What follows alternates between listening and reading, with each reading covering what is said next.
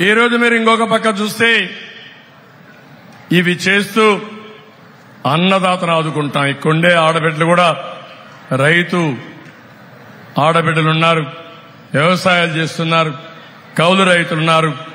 అందుకే కౌలు రైతులను ఆదుకుంటాం, రైతు కూలీలను ఆదుకుంటాం. రైతు కూలీలకు ప్రత్యేకమైన కార్పొరేషన్ పెడతామని మీ అందరికీ హామీ ఇస్తున్నా. అన్నదాత కింద ప్రతి ఒక్క రైతుకి 20,000 రూపాయలు సంవత్సరానికి ఇచ్చే బాధ్యత మేము తీసుకుంటామని మీ అందరికీ హామీ ఇస్తున్నా. సాగునీటి ప్రాజెక్టులు పూర్తి చేస్తాం. అదే సమయంలో మళ్లీ వ్యవసాయానికి పూర్వ వైభవం తీసుకొస్తాం. రైతే రాజుగా ముందుకు పోతామని కూడా నేను మీకు తెలియజేస్తున్నా.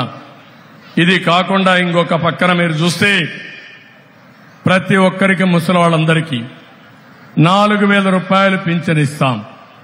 పింఛన్ ఇచ్చింది ప్రారంభించింది తెలుగుదేశం పార్టీ, పెంచింది తెలుగుదేశం పార్టీ, మళ్లా పెంచబోయేది తెలుగుదేశం పార్టీ.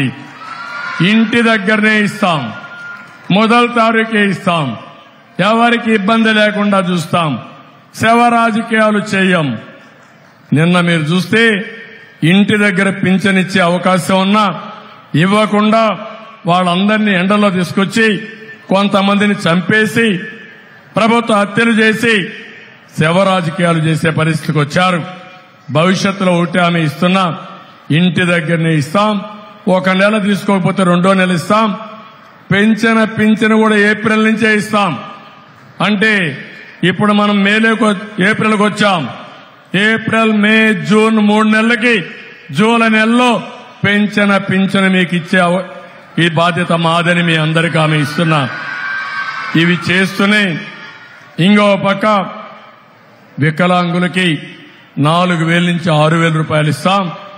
వాలంటీర్స్ కూడా 5,000 నుంచి 10,000 రూపాయలు చేస్తామని మీ అందరికీ హామీ ఇస్తాం.